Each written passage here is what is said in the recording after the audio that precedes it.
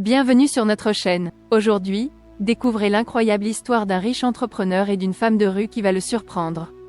N'oubliez pas de vous abonner et, si vous le pouvez, soutenez-nous avec un don via le lien en commentaire.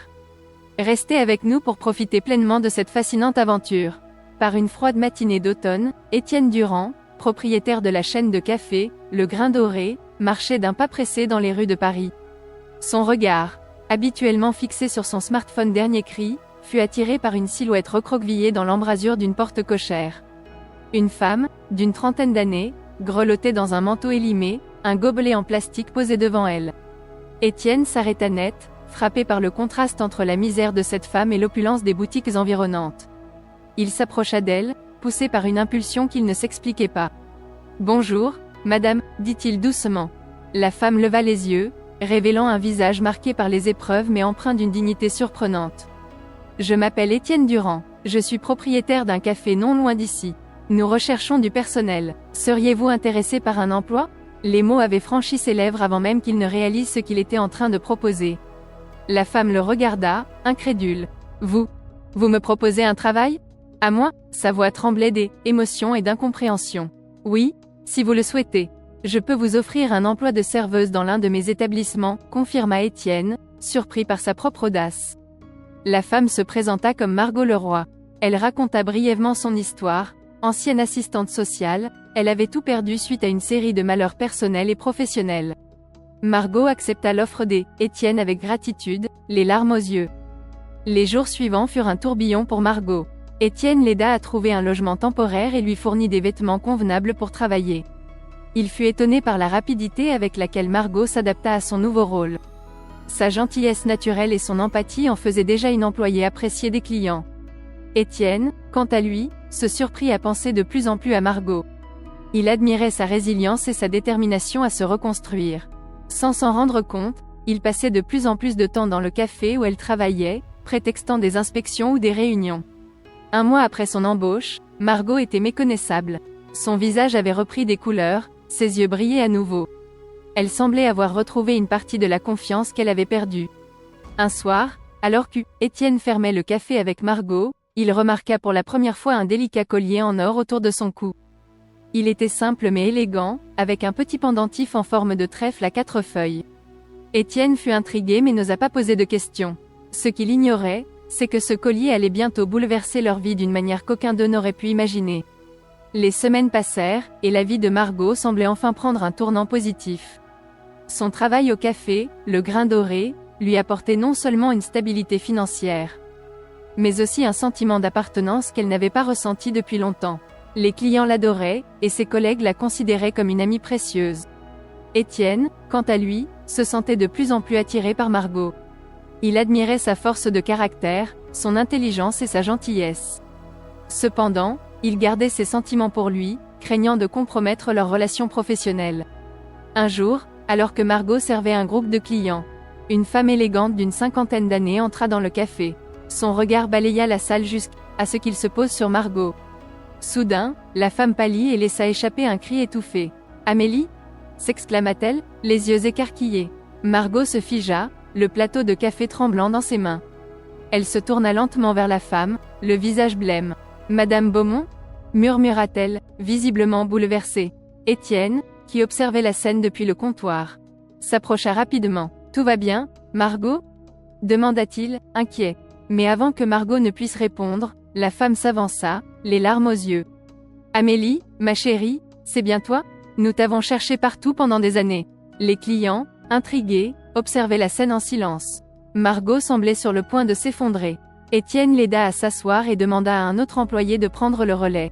« Je ne m'appelle pas Amélie, » balbutia Margot. « Mon nom est Margot Leroy. » Madame Beaumont secoua la tête, confuse. « Non, tu es Amélie Beaumont, ma fille. Tu as disparu il y a 5 ans, juste après. » Elle s'interrompit, comme si le souvenir était trop douloureux. Étienne regardait Margot, cherchant des réponses dans ses yeux. Il y vit un mélange de peur, de confusion et de quelque chose qui ressemblait à de la culpabilité. « Je crois qu'il y a une erreur, » insista Margot, mais sa voix manquait de conviction.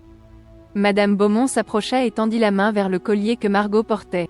« Ce collier, c'est celui que ton père t'a offert pour tes 18 ans. Comment pourrais-tu l'avoir si tu n'étais pas Amélie ?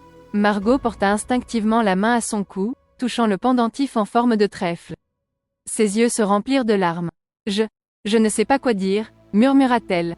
Étienne, sentant que la situation devenait trop intense pour être gérée en public, proposa de continuer cette conversation dans son bureau. Margot et Madame Beaumont acquiescèrent silencieusement. Une fois dans le bureau, Margot s'effondra sur une chaise, le visage enfoui dans ses mains. « Je suis désolée », sanglota-t-elle. « Je suis tellement désolée ». Madame Beaumont s'agenouilla à côté d'elle, lui prenant les mains. « Que s'est-il passé, ma chérie? Pourquoi es-tu partie? Pourquoi ne nous as-tu jamais contactés ?» Étienne, debout près de la porte, assistait à la scène avec un mélange de confusion et d'inquiétude. Il réalisait soudain qu'il ne connaissait presque rien du passé de Margot, ou devrait-il dire Amélie? Margot prit une profonde inspiration et commença à parler d'une voix tremblante. Après l'accident, après ce qui est arrivé à Thomas, je ne pouvais plus supporter la culpabilité.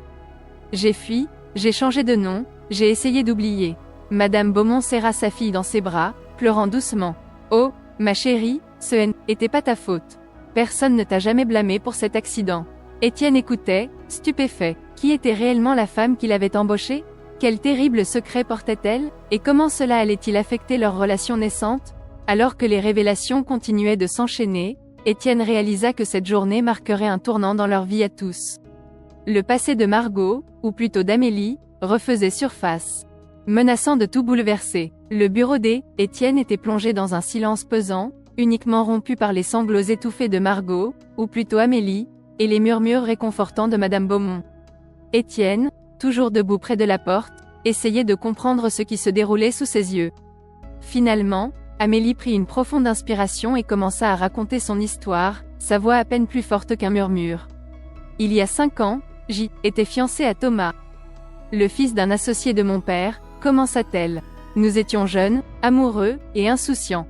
Un soir, après une fête, nous avons décidé de prendre la voiture pour rentrer, malgré le fait que nous avions bu.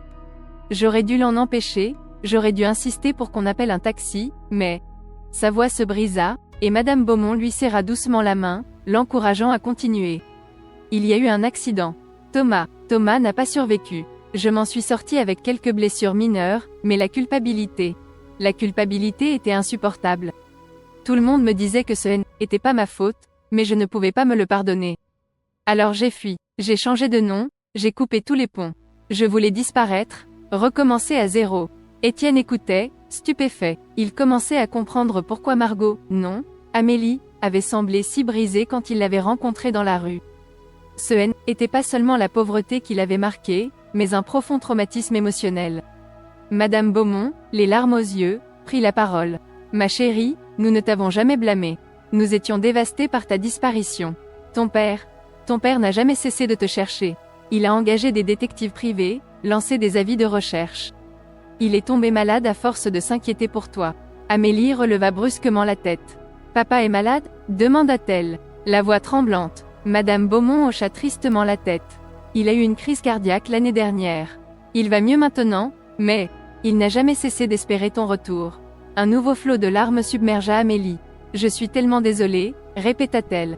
J'ai été si égoïste. Je pensais vous protéger de ma honte, de ma culpabilité, mais je n'ai fait que vous faire souffrir davantage. Étienne, profondément ému par ces révélations, s'avança enfin. Amélie, dit-il doucement, utilisant pour la première fois son vrai prénom, vous n'avez rien à vous reprocher. Vous avez traversé une terrible épreuve, et vous avez fait ce que vous pensiez être le mieux à ce moment-là. Amélie leva les yeux vers lui, reconnaissante pour ses mots de réconfort. Mais soudain, son expression changea, passant de la gratitude à la panique. « Oh mon Dieu !» murmura-t-elle. « Les parents de Thomas, ils doivent me détester. Je n'ai jamais eu le courage de leur faire face après l'accident. » Madame Beaumont secoua la tête. « Non, ma chérie, les Mercier ne t'en ont jamais voulu. En fait, ils ont joint leurs efforts aux nôtres pour te retrouver. Ils s'inquiétaient pour toi, tout comme nous. » Cette révélation sembla ébranler Amélie plus que tout le reste. L'idée que les parents de Thomas puissent s'inquiéter pour elle plutôt que la blâmer allait à l'encontre de tout ce qu'elle était imaginé pendant ces 5 années. Étienne, observant la scène, réalisa soudain l'ampleur de la situation. La femme qu'il avait embauchée, celle pour qui il commençait à développer des sentiments, n'était pas seulement une ancienne sans-abri qui se reconstruisait. Elle était l'héritière d'une famille aisée, portant le poids d'une tragédie et d'années de fuite. Alors qu'il réfléchissait aux implications de ces révélations, une question cruciale se forma dans son esprit. Maintenant qu'Amélie avait retrouvé sa famille et son identité, que deviendrait leur relation? Resterait-elle travailler au café, ou retournerait-elle à sa vie d'avant, laissant derrière elle Étienne et la nouvelle vie qu'elle était construite? Le destin semblait avoir orchestré cette rencontre improbable entre eux. Mais Étienne se demandait maintenant si ce n'était que pour mieux les séparer. Les jours qui suivirent la révélation de l'identité d'Amélie furent un tourbillon d'émotions et de retrouvailles. Étienne lui avait accordé un congé, comprenant qu'elle avait besoin de temps pour renouer avec sa famille et faire face à son passé. Amélie, submergée par les événements, oscillait entre joie et anxiété. La réunion avec son père, André Beaumont, fut particulièrement émouvante. Lorsqu'elle franchit le seuil de la maison familiale, son père, affaibli mais les yeux brillants d'espoir, l'accueillit dans ses bras en sanglotant. « Ma petite fille », murmura-t-il, la serrant contre lui comme s'il craignait qu'elle ne disparaisse à nouveau. « Tu nous as tellement manqué. » Amélie, submergée par la culpabilité et l'amour, ne put retenir ses larmes. « Je suis désolée, papa. Tellement désolée. » Les jours suivants furent consacrés à des conversations longues et difficiles. Amélie dut affronter non seulement les conséquences de sa disparition sur sa famille, mais aussi les fantômes de son passé. La rencontre la plus redoutée fut celle avec les parents de Thomas. Contrairement à ses craintes, les Mercier l'accueillirent avec une compassion qui la bouleversa. « Nous ne t'avons jamais blâmé, Amélie, » lui dit Madame Mercier, les yeux remplis de larmes. « Thomas t'aimait, et nous savons que tu l'aimais aussi. L'accident était une terrible tragédie, mais ce n'était pas ta faute. » Ces mots, qu'Amélie avait tant espéré entendre sans jamais oser y croire, provoquèrent en elle un mélange de soulagement et de chagrin renouvelé. Pour la première fois depuis 5 ans, elle sentit le poids de la culpabilité commencer à s'alléger.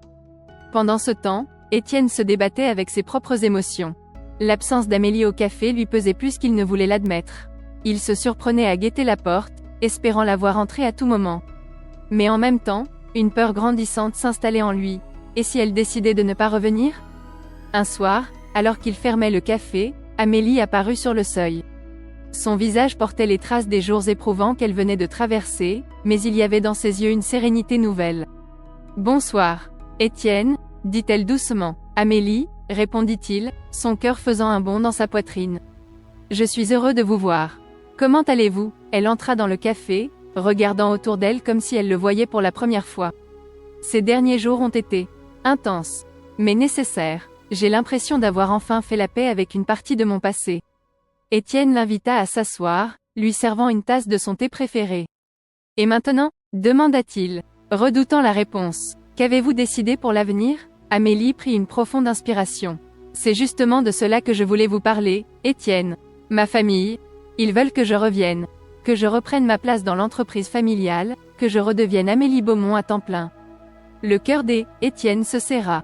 C'était ce qu'il avait craint. « Je comprends, » dit-il, s'efforçant de garder une voix neutre. « C'est naturel qu'ils veuillent vous avoir près d'eux après tout ce temps. » Amélie le regarda intensément. « Mais ce n'est pas ce que je veux, Étienne. » Il releva brusquement la tête, surpris. « Comment ça ?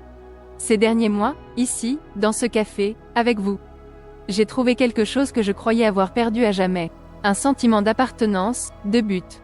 Je ne veux pas abandonner ça. » Elle hésita un instant avant d'ajouter. « Je ne veux pas vous abandonner. » Vous, Étienne sentit son cœur s'emballer. « Que voulez-vous dire, Amélie ? » Je veux dire que je choisis cette vie, Étienne. Je veux continuer à travailler ici, à être Margot pour les clients, tout en réconciliant cette partie de moi avec Amélie. Et je veux explorer ce qui se passe entre nous, si vous le voulez aussi. Étienne ne put s'empêcher de sourire, un mélange de joie et de soulagement l'envahissant. Je le veux, Amélie. Plus que tout. Alors qu'ils se regardaient, leurs mains se rejoignant sur la table, ils savaient que ce n'était que le début d'un nouveau chapitre. Il y aurait encore des défis à relever, des ajustements à faire, mais ils étaient prêts à les affronter ensemble. Ce qu'ils ignoraient, c'est que le destin leur réservait encore quelques surprises. Les semaines qui suivirent la décision d'Amélie furent à la fois excitantes et difficiles. Elle jonglait entre son travail au café. « Je devais te voir par moi-même. » Les yeux d'Amélie s'emplirent de larmes. Elle se précipita vers lui, ignorant les regards curieux des clients, et le serra dans ses bras. « Julien, oh mon Dieu, tu m'as tellement manqué. » Étienne, observant la scène depuis le comptoir, sentit son cœur se serrer. Il était heureux pour Amélie, mais ne pouvait s'empêcher de se sentir un peu en dehors de ce monde qu'elle retrouvait peu à peu. Julien s'installa à une table. Et Amélie prit sa pause pour discuter avec lui. Leur conversation était animée, ponctuée de rires et de larmes. Étienne les observait du coin de l'œil, essayant de ne pas paraître trop curieux. « Tu as l'air heureuse », dit finalement Julien, regardant autour de lui. « Je ne m'attendais pas à ça. Quand maman nous a dit qu'elle t'avait retrouvé travaillant dans un café, j'ai imaginé le pire. » Amélie sourit doucement. « J'étais dans une situation difficile quand Étienne m'a trouvé. Mais ce travail, cet endroit, ils m'ont sauvé, Julien. Ils m'ont donné une raison de me lever chaque matin, de continuer à avancer. » Julien hocha la tête, pensif. « Et maintenant, tu vas vraiment rester ici? Tu ne veux pas revenir à la maison, reprendre ta place dans l'entreprise ?» Amélie prit une profonde inspiration. « Je sais que c'est dur à comprendre, mais… » Amélie et Étienne travaillaient d'arrache-pied, leur enthousiasme grandissant à mesure que leur vision prenait forme. Un matin, alors qu'ils supervisaient les travaux de rénovation, un ouvrier les appela d'urgence. En démolissant un vieux mur pour agrandir l'espace, il avait fait une découverte surprenante, une petite cache dissimulée derrière les briques, contenant une boîte en métal rouillé. Intrigués, Amélie et Étienne ouvrirent la boîte avec précaution. À l'intérieur, ils trouvèrent une liasse de vieilles lettres jaunies par le temps, des photographies en noir et blanc, et un journal intime daté de 1942. « Mon Dieu », murmura Amélie en parcourant les documents. « Étienne, ces lettres. Elles parlent de la résistance pendant la Seconde Guerre mondiale. » Étienne, stupéfait, prit délicatement une des photographies. Elle montrait un groupe de personnes devant ce qui semblait être une version plus ancienne du café. « C'est incroyable, » dit-il. « On dirait que cet endroit a joué un rôle dans l'histoire bien plus important que ce que nous pensions. » Ils passèrent les heures suivantes à lire les lettres et le journal, découvrant peu à peu l'histoire fascinante du café. Pendant l'occupation allemande, le Grain Doré avait servi de lieu de rencontre secret pour les membres de la résistance. Le propriétaire de l'époque, un certain Marcel Dupont, avait risqué sa vie pour abriter des réfugiés et transmettre des informations cruciales aux Alliés. « Étienne », dit soudain Amélie, les yeux écarquillés. « Regarde ça !» Elle lui montra une photo où l'on voyait clairement Marcel Dupont portant un collier identique à celui qu'elle avait hérité de sa grand-mère. « Comment est-ce possible ?» étonna Étienne. Amélie, les mains tremblantes, sortit son téléphone et appela sa mère. Après une conversation animée, elle raccrocha, le visage pâle d'émotion. « Étienne, tu ne vas pas le croire, » dit-elle d'une voix tremblante. Marcel Dupont était le frère de ma arrière-grand-mère. Le collier que je porte, était un symbole de reconnaissance utilisé par les membres de leur réseau de résistance. Cette révélation les laissa sans voix. Non seulement ils avaient découvert un pan d'histoire oublié, mais Amélie réalisait qu'elle avait un lien personnel avec ce lieu bien avant d'y travailler. « C'est comme si le destin avait voulu que je me retrouve ici », murmura-t-elle, touchant inconsciemment son collier. Étienne, ému par cette découverte, eut soudain une idée. « Et si nous incorporions cette histoire dans notre projet ? Nous pourrions créer un petit musée dans le café, racontant l'histoire de la résistance et honorant la mémoire de ceux qui ont risqué leur vie ici. » Les yeux d'Amélie s'illuminèrent. « C'est une idée merveilleuse. Cela donnerait encore plus de sens à notre projet d'aide sociale. Nous pourrions montrer comment cet endroit a toujours été un lieu de solidarité et de courage. » Ils passèrent les jours suivants à contacter des historiens locaux, des associations de anciens combattants et même le mémorial de la Shoah pour authentifier leurs découvertes et obtenir plus d'informations. L'histoire du café, le Grain Doré, suscita un vif intérêt, attirant l'attention des médias locaux. Un soir, alors qu'ils finalisaient les plans pour le petit musée, Amélie reçut un appel inattendu. C'était une femme âgée qui avait entendu parler de leur découverte aux informations régionales. « Mademoiselle », dit la voix tremblante au téléphone, « je m'appelle Élise Moreau. J'ai 95 ans, et je crois que j'ai des informations qui pourraient vous intéresser. J'étais une jeune fille pendant la guerre, et j'ai travaillé comme serveuse au Grain Doré. Je connais des histoires sur ce café que personne d'autre ne connaît. » Amélie et Étienne échangèrent un regard stupéfait. Ils ne le savaient pas encore, mais cet appel allait les conduire à une série de révélations qui non seulement enrichiraient leur projet, mais remettrait également en question tout ce qu'Amélie croyait savoir sur son histoire familiale. Le lendemain de l'appel d'Élise Moreau, Amélie et Étienne se rendirent dans la maison de retraite où résidait la vieille dame. Ils étaient fébriles, impatients d'en apprendre davantage sur l'histoire cachée du café. Élise les accueillit dans sa petite chambre, ses yeux bleus délavés brillant d'une lueur de malice malgré son âge avancé. « Ah, vous voilà enfin », dit-elle en les invitant à s'asseoir. « J'ai tellement de choses à vous raconter. » Pendant les heures qui suivirent, Élise déroula le fil de ses souvenirs, révélant des détails fascinants sur les activités clandestines qui avaient eu lieu au Grain Doré pendant l'occupation. Marcel Dupont n'était pas seulement le propriétaire, expliqua-t-elle. Il était aussi le chef de notre cellule de résistance. Le café servait de couverture pour nos réunions, et la cave. Oh, si cette cave pouvait parler. Élise leur raconta comment la cave du café avait servi à cacher des familles juives en attente de faux papiers. Comment des messages codés étaient dissimulés dans les grains de café pour tromper la vigilance des nazis. Mais ce fut lorsque Élise mentionna un certain Pierre Beaumont qu'Amélie sentit son cœur faire un bond. Pierre Beaumont? Interrompit-elle. Était mon arrière-grand-père. Élise eut un sourire énigmatique. Je sais, ma chère. C'est pour cela que j'ai voulu vous parler. Pierre était notre contact avec les réseaux de Londres. Était un homme courageux. Mais il y a quelque chose que vous devez savoir.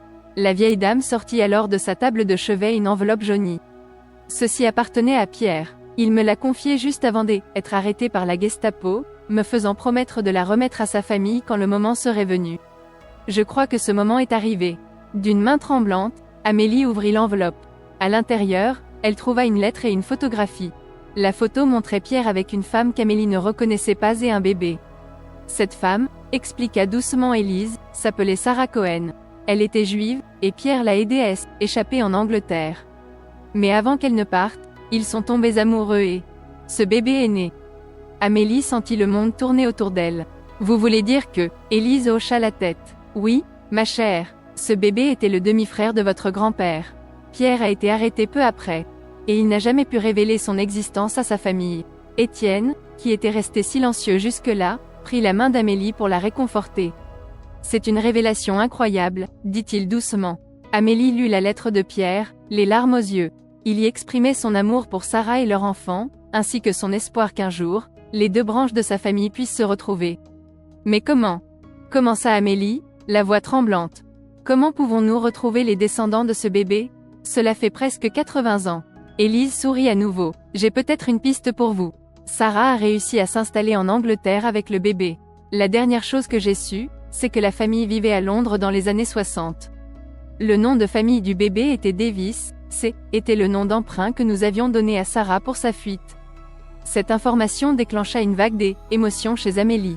Non seulement elle découvrait un pan inconnu de l'histoire de sa famille, mais elle réalisait aussi qu'elle avait peut-être de la famille vivant en Angleterre, ignorant tout de leurs origines françaises. Étienne, voyant l'état d'Amélie, prit les choses en main. Nous vous remercions infiniment, Madame Moreau. Ces informations sont précieuses, non seulement pour notre projet au café, mais aussi pour Amélie personnellement. Alors qu'il quittait la maison de retraite, Amélie était plongée dans ses pensées. Étienne, dit-elle finalement, je crois que nous devons élargir notre projet. Ce n'est plus seulement l'histoire du café que nous racontons, c'est aussi celle de toutes ces vies entrecroisées par la guerre, l'amour et le sacrifice. Étienne acquiesça, un plan se formant déjà dans son esprit. Et si nous utilisions le café comme point de départ pour une initiative plus large? Nous pourrions créer un programme de recherche pour aider les gens à retrouver leurs racines, à renouer avec leur histoire familiale perdue. Les yeux d'Amélie s'illuminèrent à cette idée. C'est parfait, et peut-être que cela nous aidera aussi à retrouver cette branche perdue de ma famille. Ce qu'ils ignoraient alors, c'est que cette décision allait non seulement transformer leur projet, mais aussi les entraîner dans une quête qui les mènerait bien au-delà des frontières de la France, révélant des secrets enfouis depuis des décennies. Les semaines qui suivirent la révélation d'Élise Moreau furent intenses pour Amélie et Étienne. Tout en poursuivant la transformation du café, ils se lancèrent dans des recherches approfondies sur la famille Davis en Angleterre. Amélie avait informé ses parents de cette découverte bouleversante. Si son père avait d'abord été choqué, il était rapidement enthousiasmé à l'idée de retrouver cette branche inconnue de la famille. Il mit à leur disposition les ressources de l'entreprise familiale pour les aider dans leurs recherches. Un matin, alors qu'Amélie servait les premiers clients du jour, Étienne fit irruption dans le café, le visage rayonnant d'excitation. « Amélie !» s'exclama-t-il, « j'ai une piste. J'ai trouvé un certain Michael Davis à Londres. Il est professeur d'histoire à l'University College London et il a récemment publié un article sur l'histoire des réfugiés juifs en Angleterre pendant la Seconde Guerre mondiale. » Amélie sentit son cœur s'accélérer. « Tu crois que ça pourrait être ?» Étienne hocha vigoureusement la tête. « Ça ne peut pas être une coïncidence. J'ai réussi à obtenir son adresse e-mail. Que dirais-tu de lui écrire ?» Amélie hésita un instant, submergée par émotion. Et s'il ne veut rien avoir à faire avec nous? S'il ne croit pas notre histoire? Étienne lui prit doucement la main. Nous ne le saurons jamais si nous n'essayons pas. Et puis, nous avons les lettres et les photos comme preuve. Après de longues discussions et plusieurs brouillons, ils envoyèrent finalement un email à Michael Davis, expliquant leur découverte et leurs liens potentiels. Les jours qui suivirent furent une torture pour Amélie. Elle sursautait à chaque notification de son téléphone, espérant une réponse. Ce n'est qu'une semaine plus tard qu'elle arriva enfin. « Étienne, il a répondu !» criait Amélie, les mains tremblantes tenant son téléphone. Ils lurent ensemble la réponse de Michael. « Chère Amélie, votre email m'a profondément émue et intriguée. J'ai effectivement grandi avec des histoires sur mes origines françaises, mais je n'ai jamais eu de preuves concrètes. Ma grand-mère Sarah parlait rarement de son passé en France, mais elle gardait précieusement un vieux collier qu'elle disait tenir d'un homme courageux qui l'avait aidé à échapper. J'aimerais beaucoup en apprendre davantage sur votre découverte. Serait-il possible d'organiser un appel vidéo pour en discuter plus en détail? Cordialement, Michael Davis, Amélie et Étienne échangèrent un regard plein d'espoir et d'excitation. Ils fixèrent rapidement une date pour l'appel vidéo avec Michael. Le jour J, ils étaient tous deux nerveux. Lorsque le visage de Michael apparut à l'écran, Amélie eut le souffle coupé. Il avait les mêmes yeux bleus perçants que son père. La conversation qui suivit fut intense et émouvante. Michael leur montra le fameux collier dont il avait parlé dans son email. Était le jumeau exact de celui qu'Amélie portait. C'est incroyable, murmura Michael, les yeux brillants de larmes. Toute ma vie, j'ai cherché à comprendre mes origines, et maintenant. Ils passèrent des heures à échanger des histoires, des photos, des souvenirs. Michael était fasciné par l'histoire du café et le rôle qu'il avait joué dans la résistance. À la fin de l'appel, une décision fut prise. Michael viendrait en France le mois suivant pour visiter le café et rencontrer sa famille nouvellement découverte. Alors qu'il raccrochait, Amélie se tourna vers Étienne, le visage rayonnant. C'est comme si toutes les pièces du puzzle se mettaient enfin en place, dit-elle. Étienne sourit, l'embrassant tendrement. C'est merveilleux, mais tu sais ce que ça signifie? Nous devons accélérer les travaux du café. Nous voulons que tout soit prêt pour l'arrivée de Michael. Les semaines qui suivirent furent un tourbillon d'activités. Le café fut transformé, combinant habilement son charme d'antan avec des éléments modernes. Elle tomba sur une lettre officielle qui allait tout remettre en question. Étienne, appela-t-elle, la voix tremblante. Je crois que nous avons un problème. La lettre provenait d'un cabinet d'avocats représentant un certain Philippe Durand, qui prétendait être l'héritier légitime du café, le Grain Doré. Selon le document, Philippe était le petit-fils de Marcel Dupont, le propriétaire du café pendant la guerre. Et il contestait la vente du bâtiment faite à Étienne quelques années auparavant. Comment est-ce possible? S'exclama Étienne, incrédule. J'ai acheté ce café en toute légalité. Tous les papiers étaient en règle. Amélie relut la lettre, le cœur serré. Il semble que Philippe Durand ait découvert des documents prouvant que son grand-père n'avait jamais eu l'intention de vendre le café. Il prétend que la vente a été faite sous la contrainte pendant l'occupation et qu'elle n'est donc pas valide. Cette nouvelle fut un choc pour le couple. Non seulement leur projet était menacé, mais était aussi toute l'histoire qu'ils avaient découverte et qu'ils voulaient préserver qui risquait d'être perdue. Ils passèrent les jours suivants à consulter des avocats, à fouiller dans les archives, cherchant désespérément une solution. Pendant ce temps, la date de l'arrivée de Michael approchait inexorablement. Nous devrions peut-être reporter sa venue, suggéra Étienne un soir, épuisé par les recherches infructueuses. Mais Amélie secoua la tête avec détermination. Non, nous ne pouvons pas faire ça. Michael a le droit de connaître son histoire, quelle que soit la situation du café. La veille de l'arrivée de Michael, alors qu'ils étaient plongés dans d'anciennes archives au grenier du café, Amélie fit une découverte surprenante. Étienne, regarde ça. Écria-t-elle, brandissant un vieux carnet poussiéreux. Était le journal intime de Marcel Dupont, daté des derniers mois de la guerre. Il lut avidement les pages jaunies par le temps. Marcel y décrivait ses activités dans la résistance, mais aussi ses inquiétudes pour l'avenir du café après la guerre. La dernière entrée les laissa sans voix, si ces mots sont un jour lus.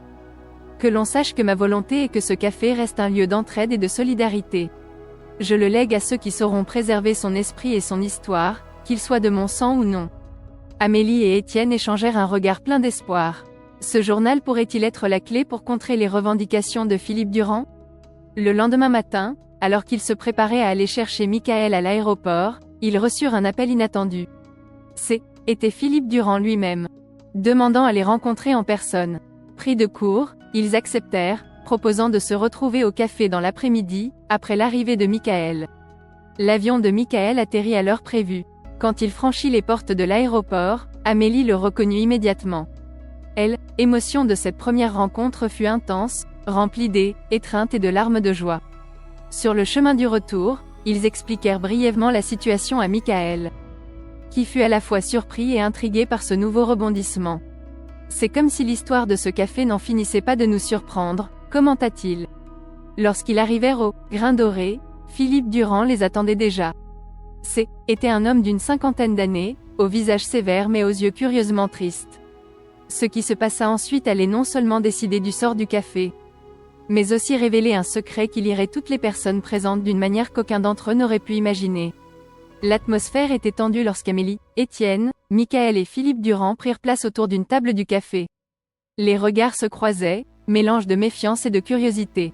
Ce fut Philippe qui rompit le silence en premier. « Je suppose que vous vous demandez pourquoi j'ai tenu à vous rencontrer en personne », commença-t-il, sa voix trahissant une certaine nervosité. Étienne acquiesça, serrant instinctivement la main d'Amélie sous la table. « En effet, monsieur Durand, votre revendication sur ce café nous a pris par surprise. » Philippe soupira profondément. « La vérité, c'est que je ne suis pas venu ici pour vous prendre le café.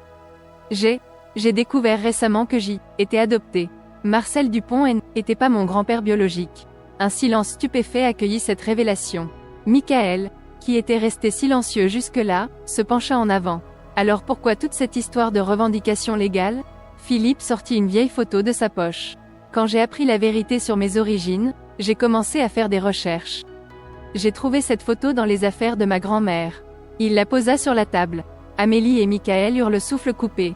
C'était la même photo que celle qu'Élise leur avait montrée.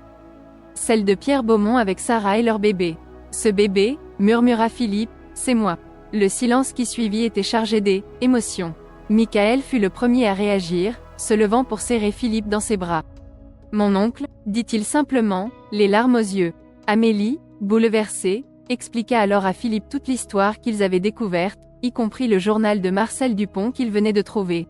« Je ne cherchais pas vraiment à récupérer le café, avoua Philippe. Je voulais juste des réponses, comprendre mon lien avec cet endroit.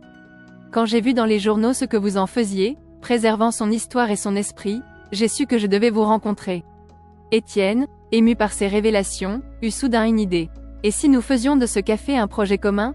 Un lieu qui honore non seulement son histoire pendant la guerre, mais aussi l'histoire de toutes nos familles entremêlées ?»